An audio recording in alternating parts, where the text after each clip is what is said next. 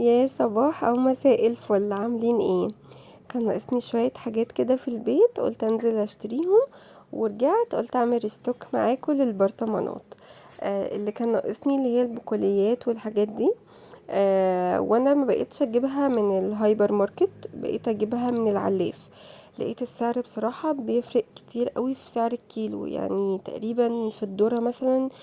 سعر الكيلو زيادة من الحاجات اللي هي المغلفة اللي بتتباع في السوبر ماركت عن العلاف ب25-30 جنيه. وتقريبا هي نفس الجودة. وساعات في شركات بتبقى موجودة، هي مجرد بس هو بيوزنلك بالكيلو منها، بدل ما تشتريها متغلفة من السوبر ماركت. فبصراحة اخر فترة دي بقيت اجيب بعض الحاجات من العلاف. بقت توفر معايا كتير قوي لما بتجيبوا كذا حاجة. بتجمع معاكوا مبلغ حلو، يعني توفروا بيه، ممكن تجيبوا بيه حاجة تانية او تزودوا الكمية. فنزلت جبت فول. وجبت بصراحة بزيادة، قلت اشيل عشان رمضان. كل سنة وانتوا طيبين.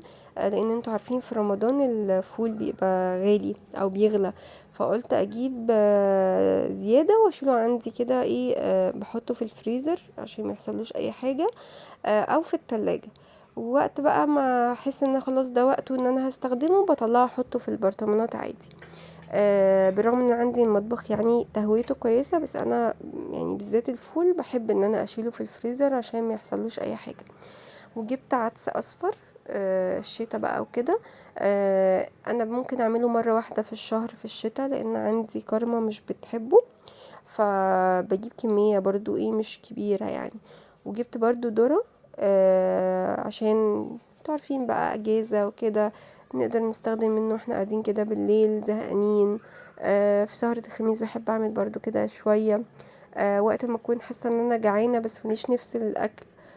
بحب اعمل فشار برضو، بحسه يعني بيشبعني وفي نفس الوقت ما اتلكمتش، يعني لا، حاسه ان هو حاجه خفيفه يعني. وجبت برضو عدس بجبه، قلت عشان الكشري. بحب برضو ايه العدس اللي هو البلدي، عارفين اللي هو الصوانطوط خالص ده. وفي الشركات ما بيبقاش موجود، يعني في الشركات الحاجات اللي هي بتبقى متغلفة بيبقى العدس اللي هو الكبير، انا ما بحبوش، بحب العدس الصوانطوط اللي هو البلدي بتاعنا ده. فدي من ضمن الحاجات برضو اللي شجعتني ان انا اجيب من العلاف، بيبقى عنده الحاجات اللي هو ايه طعم زمان، الحاجة اللي انا بحبها واتعودت عليها. الاول لما كنت بجيب العدس اللي هو المغلف ده، كنت بتضايق منه ان هو كبير كده، وبالذات لما بيتسلق بيكبر، مش عارفه بيكبر ليه بس بيكبر زياده يعني. العدس اللي هو البلدي لا، مش بيكبر قوي، يعني بيكبر حاجه بسيطه. فبصراحه عجبني. وبعدين قلت بقى فضيت الاكياس اللي انا كنت جايباها وطلعت، قلت ايه افضي برضو، املى البرطمانات، اعمل لها ريستوك للحاجات ايه اللي فضيت. شفت البرطمانات اللي ناقصه عندي، لقيت الرز كان ناقص قلت ازوده. ولقيت برضو عندي الشعرية ناقصة، فطلعت الأكياس عندي من الضرفة للحاجات اللي ناقصة عشان أملاها.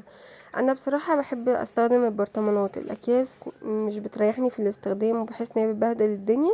فبحب أفضي في البرطمان وبكون عارفة أنا المعيار بتاعي بالنسبة للبرطمان قد إيه.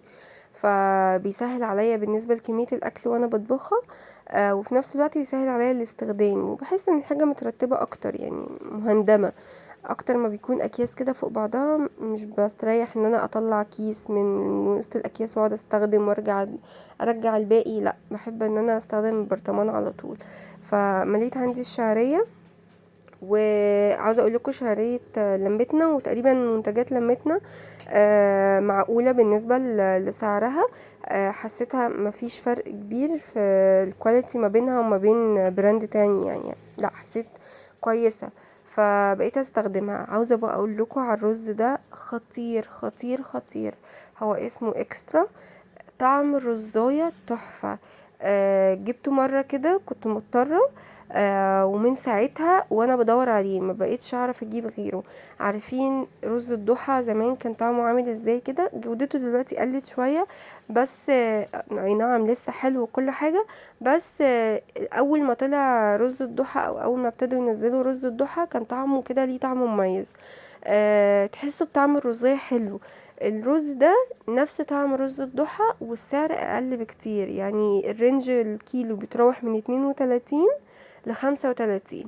فعلى حسب بقى الاوفرز الموجودة في الهايبر ماركت، يعني ساعات بجيبه كده وساعات بجيبه كده.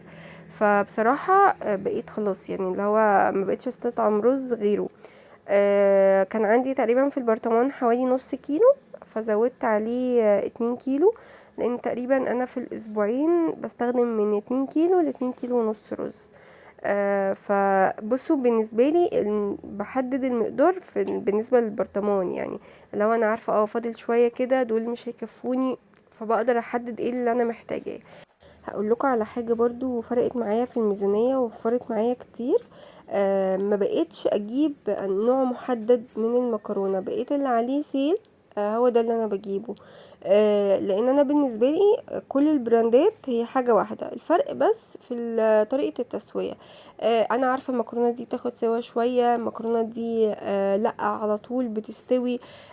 لان يعني هي العجينه واحده، بيفرق بس في كميه البيض المحطوطه.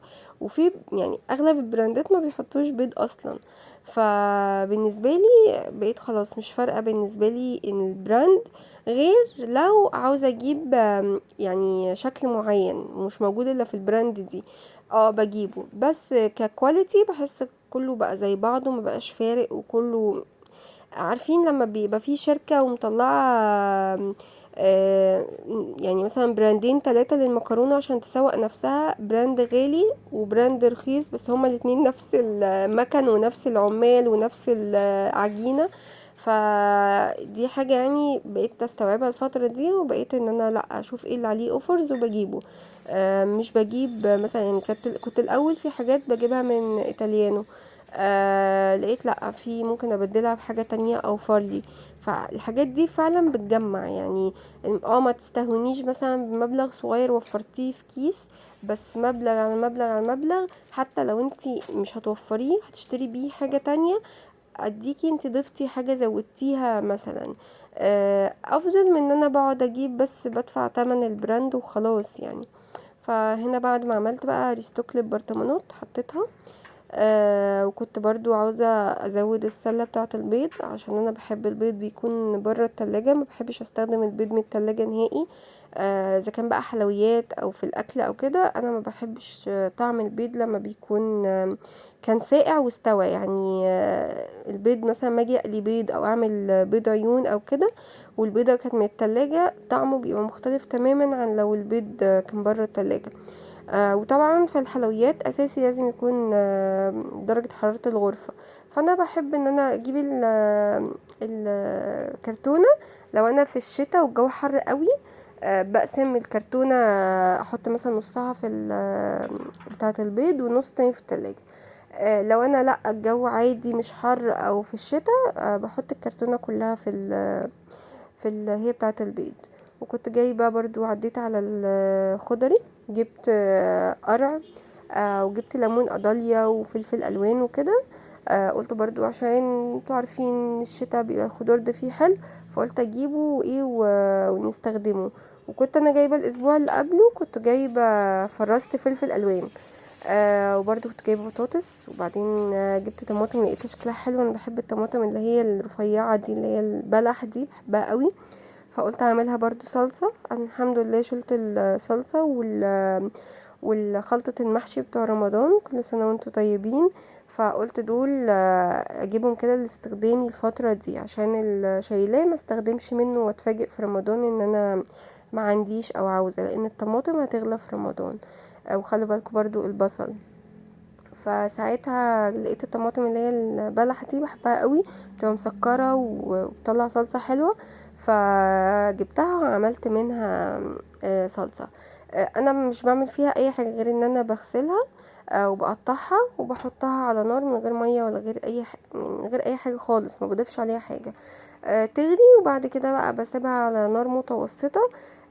انا بسيبها كتير كتير قوي، يعني ممكن اسيبها على النار 4 ساعات، 3 ساعات وشوية، لحد ما المية بتختفي تماما، بتديني صلصة زي البرطمانات بالظبط.